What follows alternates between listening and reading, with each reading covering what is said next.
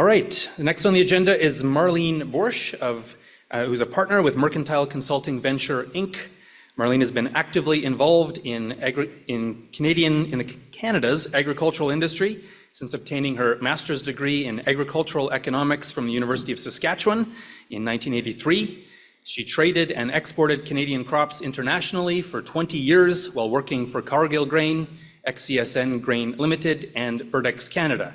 She served as executive VP at Birdex for 8 years after being part of the founding team. Marlene co-founded Mercantile Consulting Venture with Anthony Temple, a former colleague at Cargill. As co-owner and managing partner, Marlene has represented the company and provided services across Canada, as well as Australia, Europe, and Asia. Please join me in welcoming Marlene.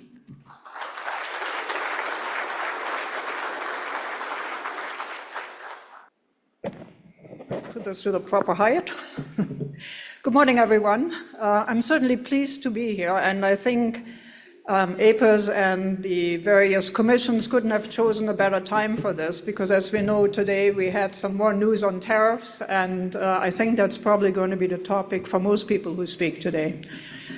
I'm not, actually, because I'm speaking on a study that is generously supported by APAS and the Saskatchewan crops.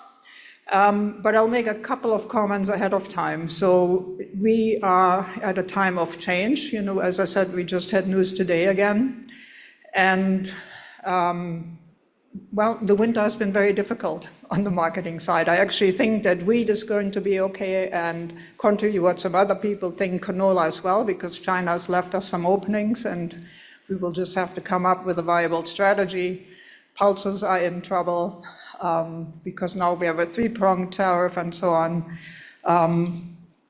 So we will have to learn to be very nimble, and the opportunity that I see right now is that people are much more united than they were before, and we can make some decisions for change because the status quo is not going to carry us on. We need to find large and small things that we can change and then execute, actually. That's the thing that we haven't done in quite a long time. So I think I'll leave it at that, because I think a lot of people will talk about the tariffs, and I'll move on to my topic today, which is the supply chain impact of export sales, data transparency on the Canadian industry. And before I do that, I'll just give you this one background slide. I'll see if I can see that from here. And it's a slide that we used in a study that was leading up to the current one, when we identified data gaps in 2021. So you can see that's a little while ago. And the slide here says that the agri-food system generates about $150 billion worth of our GDP, and it accounts for about 7% of the GDP. The table that you won't be able to read the detail, but I'll tell you below actually details that for the prairie provinces. And it says, and I haven't even updated the numbers because I think today they're higher, that 57% of the Canadian merchandise trade by province for Saskatchewan comprises 57%. And that's sometimes what our people in the East don't understand.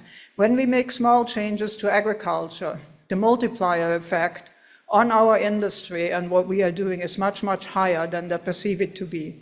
And that's something that we will need to get across to the new government and to our new agriculture minister. These numbers are very, very large. For the prairie provinces overall, it's 22%, I think. And that's because Alberta does a lot of energy exports, diluting that. But again, you know, agriculture is tremendously important in the West and for the whole country. So just to view back the 2021 study a little while ago now, we identified a number of important data gaps for farmers that prevent you from making very swift and very good decisions about the markets. And they were sales reporting, because we could easily compare that to the United States, where they have weekly sales reporting legislated. Current sales data, because ours is very late, and the idea that if you have data around, you can actually smooth out and coordinate various parts of our export system as well. At that time, we thought it was an opportunity to give that input to modernize the Grain Act. And here we are in 2025, and we still haven't concluded that. And that's one of the things that I mean when I say we don't act, we don't execute. We need to become much, much faster because the change is coming to us now. So just a reminder for that. Fast forward to the 2025 study. And basically, when it comes down to it, what we're trying to determine is what would be the economic impact of improved data. And when you look at my data, please keep in mind that in our simulation, we did a simulation, we only changed one single factor, which is more timely sales data that you would be able to access and would allow you to read what the marketplace is doing in actual time. So again, we think we were trying to determine if greater access of export sales data will empower farmers. And another goal would be that if we can generate some good data that might be useful for lobbying efforts to get some of these changes done and executed. The study structure is a literature review, and I'll talk about that. I think I have about 7 slides about the literature review and the case studies. And the reason I'm including those in this presentation is because they teach us what other people are looking at and what they're doing about it in other constituencies and other geographies. And then I will talk about the economic itself and how we were trying to actually quantify some of the changes in terms of effects on your sales efforts. Basically in the effect on your bottom line. So the literature review, we find, and when the study comes out, you will be able to peruse through that. There are a fair amount of studies that have been done. Very few of them actually manage or try to quantify the effect, and that's really what the biggest difficulty is. We do, but we'll talk about that in a bit. If you try to kind of categorize the literature review, there might be 5 main takeaways from that. And the first one is that market transparency is actually key to a well-functioning market. I think that's pretty well documented. And that optimal decision-making for producers and consumers actually contributes to the outcome and the market. So that's a vein that runs really through a lot of them. The second one is a little bit different, and it talks or thinks about really as data and information as a public good. And keep in mind that we're in a time where data and information is much talked about. It's generally assumed there is more and more of it. And I would say that that is not true. I think if you really look at what's available and the timeliness of when it comes out, it has actually become less available, a lesser quality, and so there can be an argument made that information and data is a public good that also helps with the power imbalance between buyers and sellers in a commodity market. So that's a vein that runs through fairly strongly as well. Next, market transparency has beneficial effects. And for farmers, I think it's very obvious to you that it will help with crop planning and certainly the timing of sales and in your price negotiations as well. So thus it would actually add to your income. So that's a vein that runs fairly strong through it as well. There's a fair amount of data coming out of the United States, and I should add here actually that at this point in time, the data available in the United States, the timeliness, the volume of it, the quality of it is actually unprecedented. And to this day, it's available to almost everyone, including you. It's public data. I'm wondering if that will stay the same. That is a very big question mark. And it's another factor where we should actually pony up and create some better data of our own, because we might have to substitute what has been publicly available from the States. And to this day, all of you who watch the markets, they will look at the WASDE reports and USDA reports on a monthly basis. It still is the benchmark that everybody measures against, even though they're not quite as good as they used to be. And so there is a fair amount of work done on some of the things that come out of the States. And the vast majority of the studies looking at it really say that the data and information by USDA does provide market value. That's a pretty solid conclusion. So if you superimpose that on here, if we were doing a similar thing, it would give you value, would be the conclusion from that. And then finally, there are data gaps in Canada. I won't dwell on that. We have very little actual data. Our data is always old. There's nothing on ongoing sales. And I should add to that that in the past, we actually did have that until the wheat board went away. For example, we had the port report every Friday that came out, which detailed how much was loaded by company of which commodity and what the destination was. That came out every Friday. When the wheat board left, when the wheat board went away, the grain companies, they used to collect that information from the grain companies that decided that you do not need that kind of data and refused to publish it.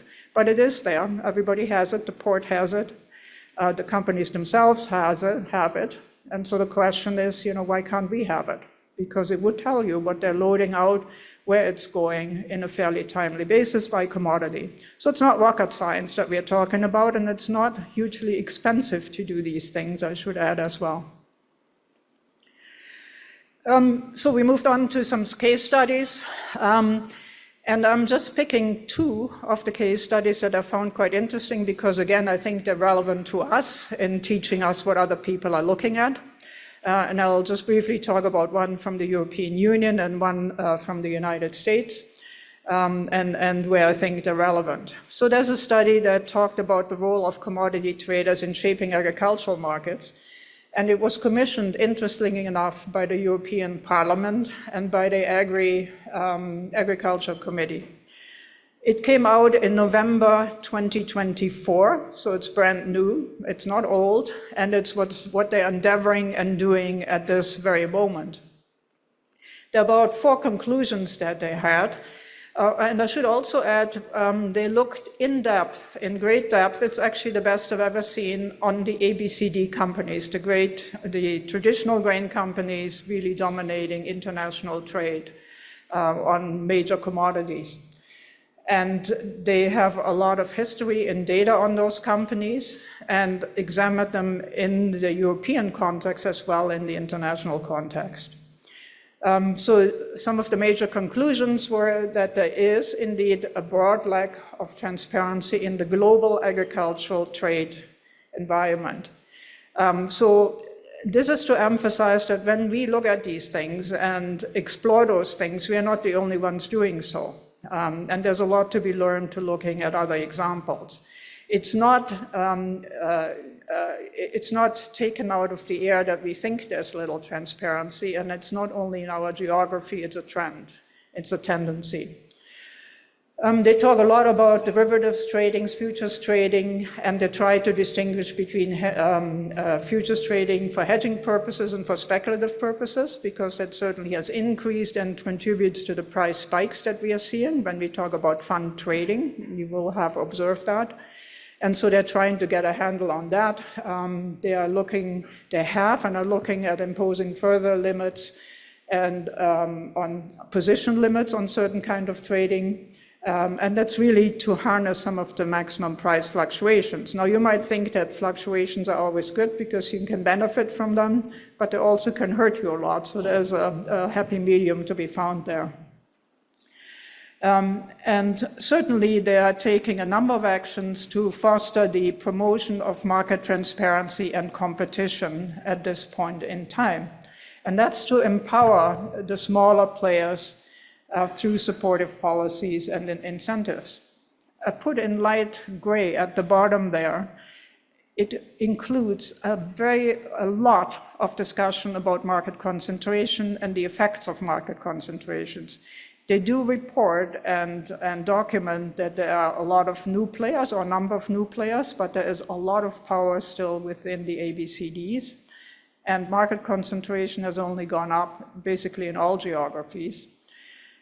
And I emphasize that they're trying to counterweigh that at a time when Canada allows the merger of Bunge and Viterra. I still haven't quite understood the rationale behind that, but look at what other people are trying to do, and we're allowing the merger of that, when that fairly clearly, and even the Competition Bureau, which is a pretty lifeless enterprise, ruled against it. So again, I think we're a little bit behind the 8 ball, and we need some decisions and actually some actions.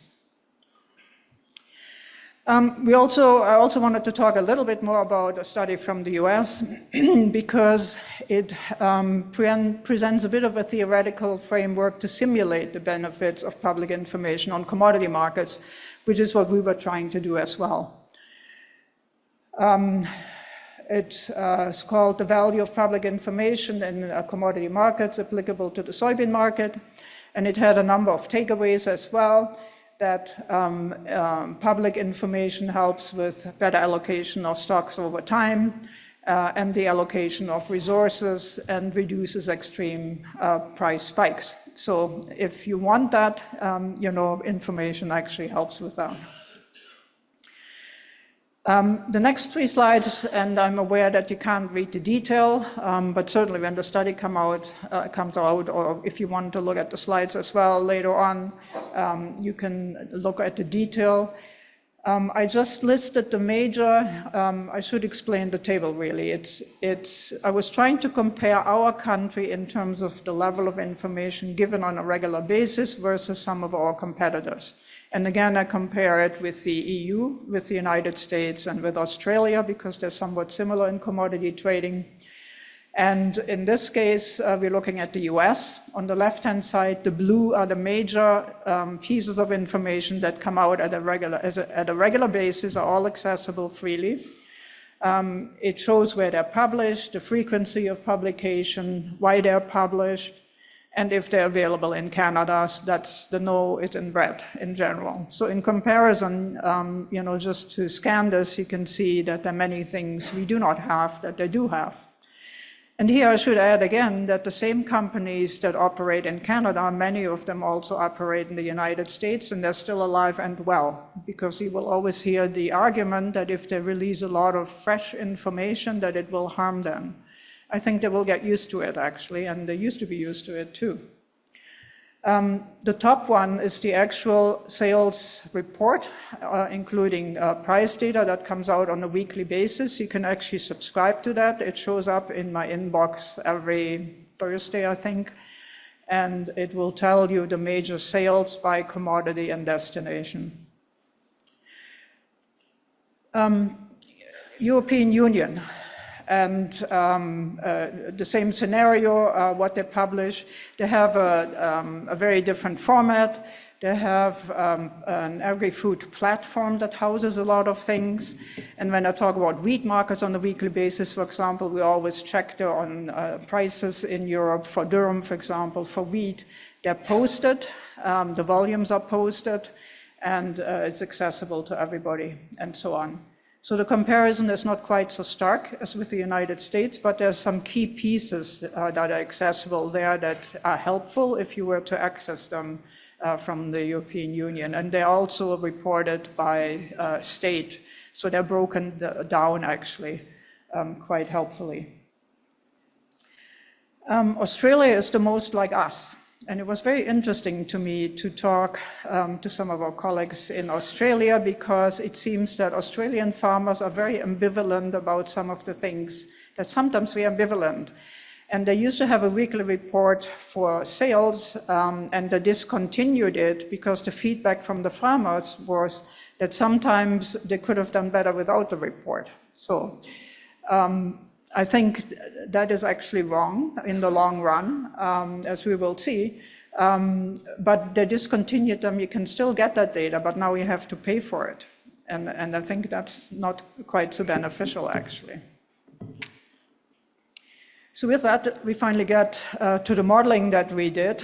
And again, it has a little bit of a cumbersome title. It's called Export Sales Data Transparency and the Effect on Canadian Farmers. In terms of an executive summary, we wanted to quantify the value of export sales for farmers. We think that export sales are really useful for optimizing grain marketing. And so we're trying to measure that. We looked at seasonal patterns. We do show, as you will see, that a data-driven marketing decision can increase income for farmers in a meaningful way, and then you can extrapolate that to the province or to the Canadian data. So how can transparency in export sales help farmers? It can boost revenue by timing the sales differently because you have a different information. I mean, I'm sure you look at seasonal data, but seasonal data varies from year to year, depending on some of the purchasing patterns that emerge. In terms of export sales, large export sales can affect the elevator basis. Prolonged shifts in demand can affect the elevator basis, so you need to know about it. And if new export entries, new destinations come in, that will also change the normal pattern, so you will want to know about it. So the objective or the problem that we had is, can we quantify that? How much does it improve your revenue? And so in this analysis, we use both standard simulated and historical price data, actual data from USDA actually. And we modeled the sales-driven decisions against standard sales, and then calculated the difference between the two.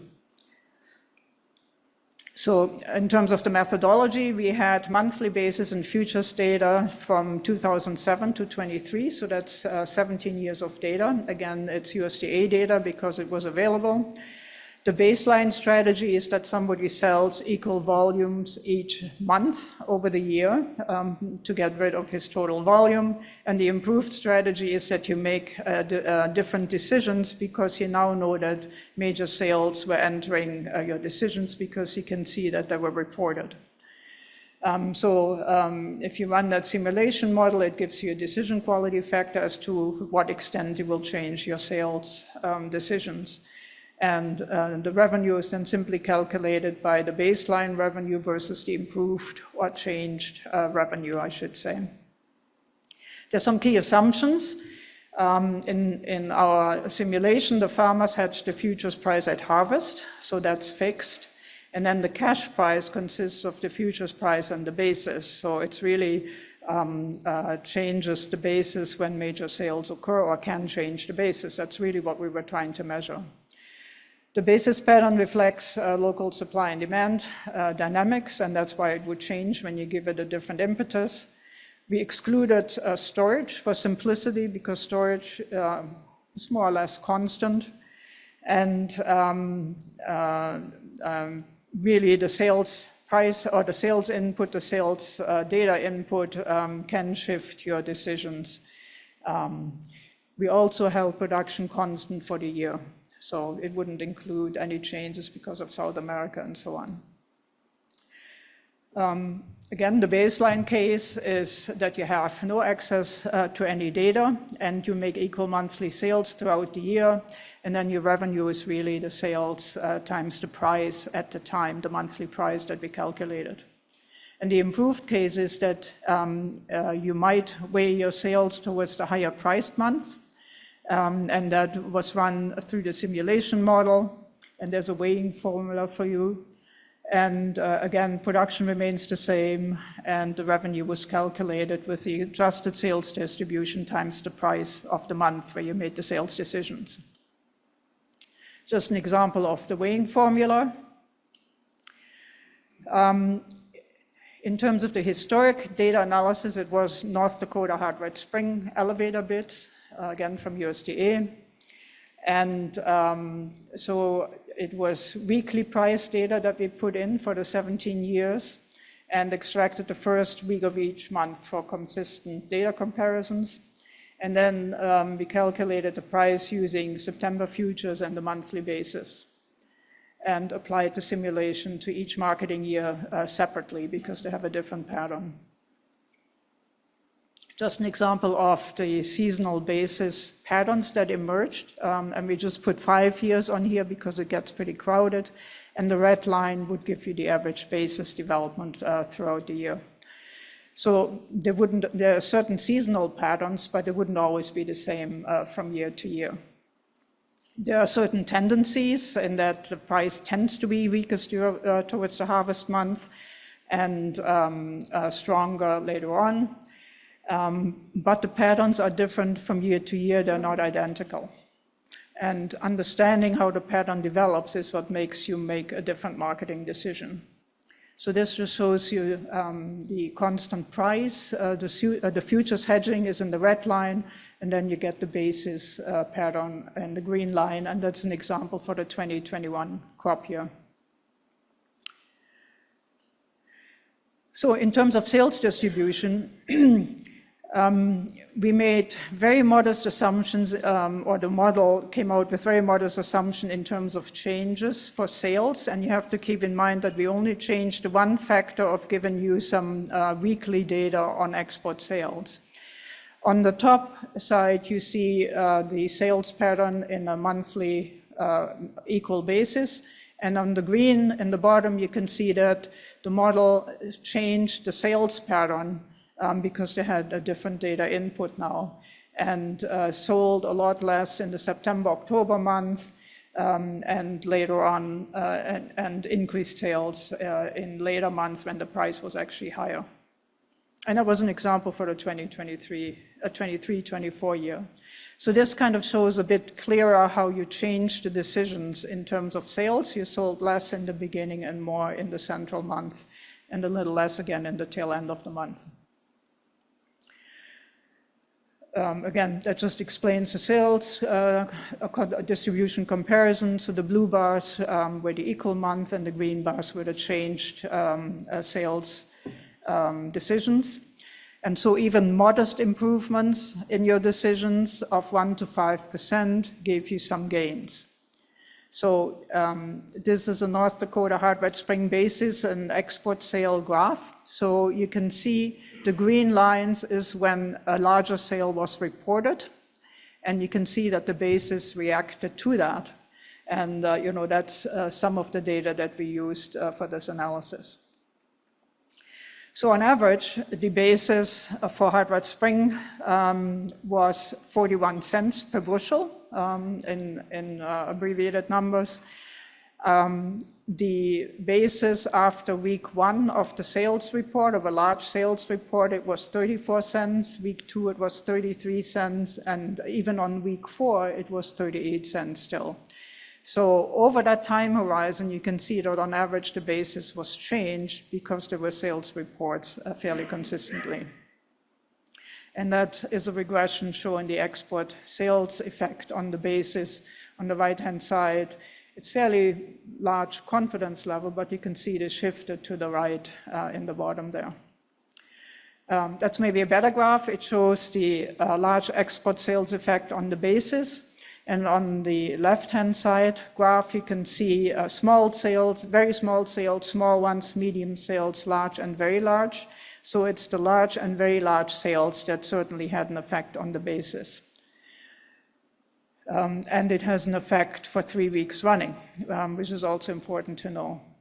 On the right-hand side, you can see the distribution of the 2-week basis after large export sales reporting. And it says that 57.1% of the time there was a positive change in the basis. So if you're a betting person, 57.1% of the time you actually make more money, which in terms of betting is actually a very, very high result. So we could show that improved marketing decisions increased the sales revenue. And remember, we only changed one factor. There are many things you could still change in our sales reporting, anything on better rail data, on loading data, on better data on stocks, for example, at this time of year, because the stock data coming out of StatScan and agriculture and agri-food balance sheets are terrible. In some of the examples on canola, we can show you that they almost give you the opposite signal, so we need to improve on those. So there is a revenue impact on having better data. Higher volatility offers greater potential benefit. It also might prevent you from having greater losses, actually, because you now know about the big sales. And it shows that the seasonality can be leveraged by using sales data. So in terms of economic significance, keep in mind we changed only the one factor, and Dr. Mitch Rosnick, who we are working with on this, we decided to use an average farm size, which always seems tiny to me. Most of you will have more acres, so you can multiply the effects accordingly.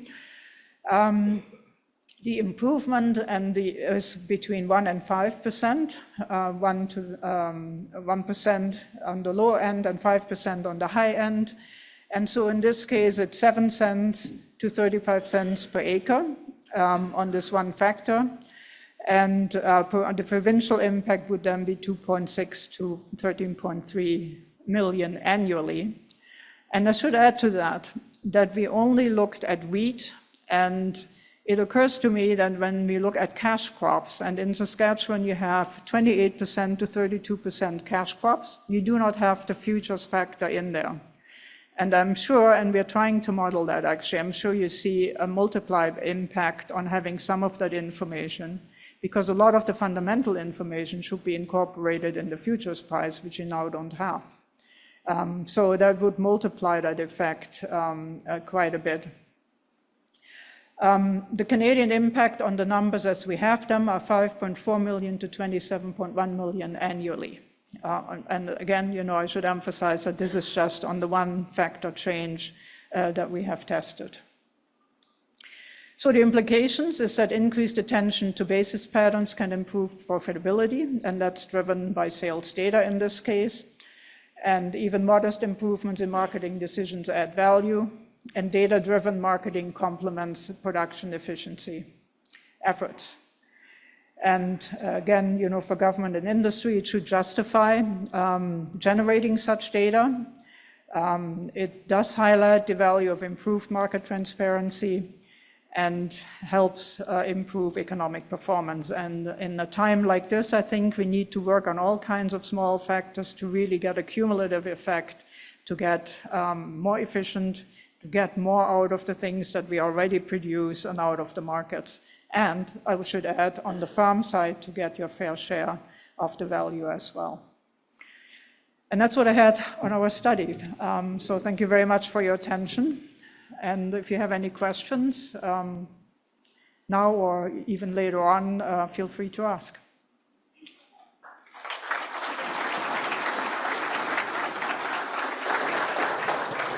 We do have time for some questions. There's 2 mics on the floor. Questions and comments, bit of discussion if you have any.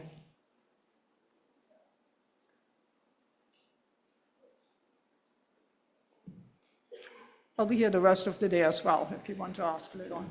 Perfect. There is somebody. Yeah. Good morning, Marlene. Thank you. Doyle Weeb. I'm almost retired farmer nearby here, but I'm very happy to hear and see that the work you've done on this topic and bring this topic back into the public conversation.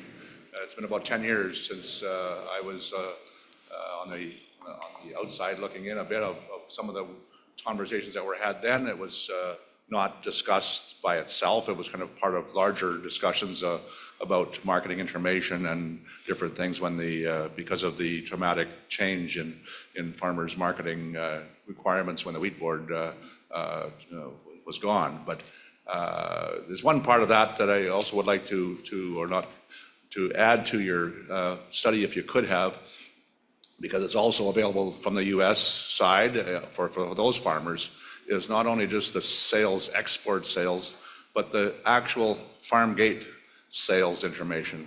What does the elevator pay for the product? Not just their offer price, that's very transparent or reasonably transparent. But I say that not just to get more information from the elevators, but it's also to help farmers who are wondering, is my marketing plan actually working to its best? How do my results compare to all my neighbors? I'm competing with my neighbors for rented land, for purchasing land. I need to compete in the marketing plan as well. And I think the amount of data that could come from that would help farmers better understand how their circumstances are impacting their ability to be even getting an average of the average over the year. And I would hope that this presentation now will also generate some farm organization, whether it's APAS or others, to pick this ball up and run with it. It's a very long overdue change in federal policy, and I know there's going to be pushback from industry, but I think we deserve this information. I think you're absolutely right, and I think the fact that the grower organizations cooperate a lot now will carry a lot more weight when we ask for things in Ottawa, actually. And just to add to the cash price availability, we do have PDQ run in Alberta that gives you some average prices by district or by area, and so that's somewhat helpful as well. Thank you very much. There is another question at the other mic. Marlene, Norm Hall with APAS.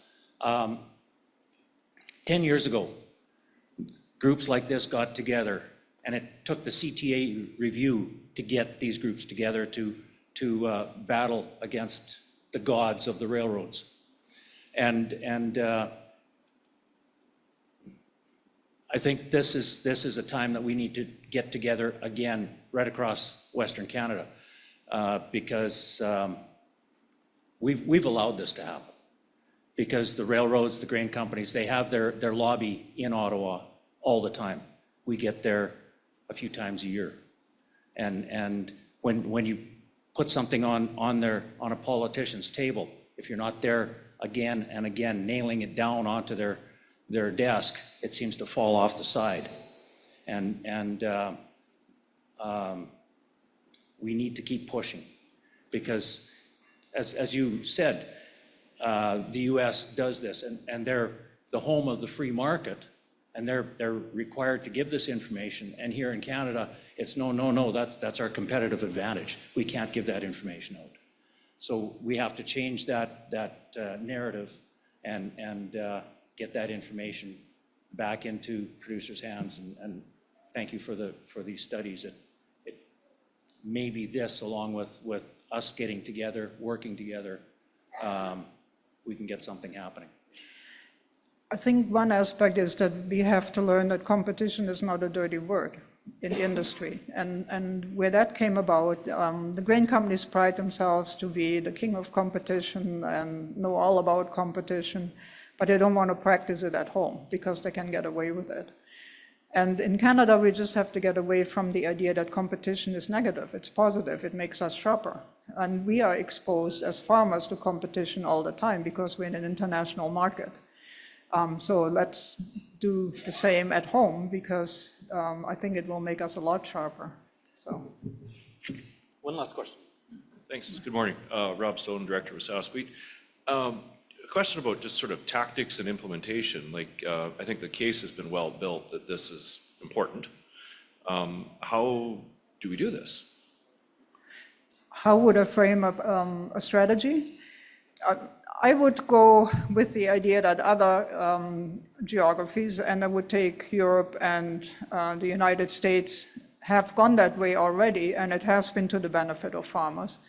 And why we can't go the same way, because we can show the benefits.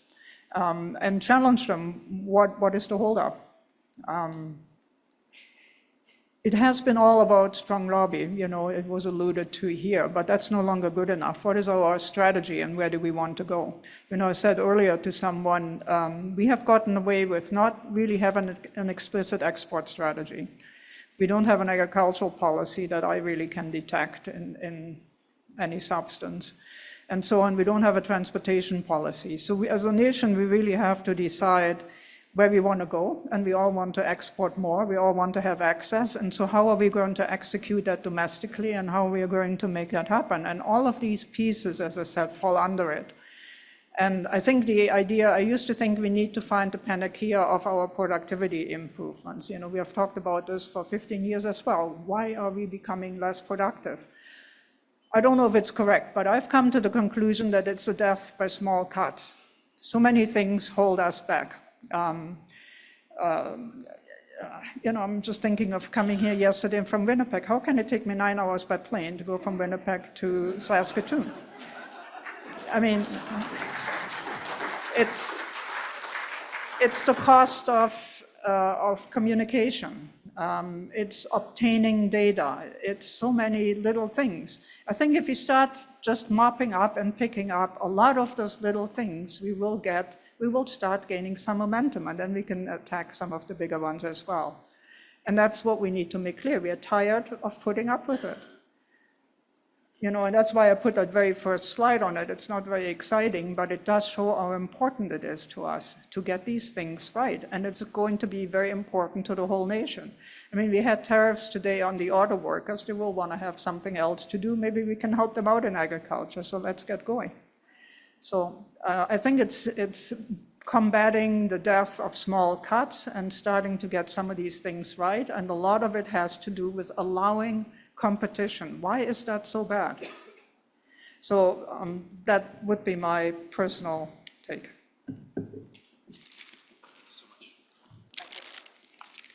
Let's give her another round of applause.